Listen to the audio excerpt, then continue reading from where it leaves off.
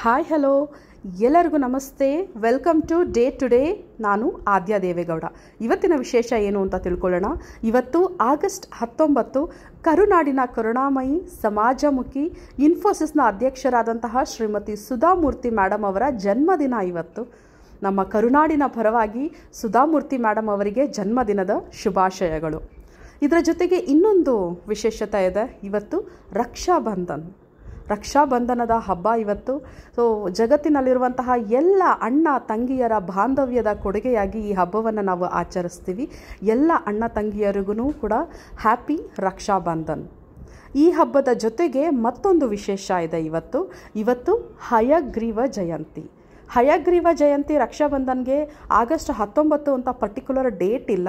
ಆದರೆ ಜಾತಕದ ಪ್ರಕಾರ ಅಂದರೆ ಪಂಚಾಂಗದ ಪ್ರಕಾರ ಇವತ್ತು ನಾವು ಹಯಗ್ರೀವ ಜಯಂತಿಯನ್ನು ಆಚರಿಸ್ತೀವಿ. ಈ ಮಾಹಿತಿ ನಿಮ್ಗೆ ಇಷ್ಟ ಆಗಿದ್ರೆ ದಯವಿಟ್ಟು ಲೈಕ್ ಮಾಡಿ.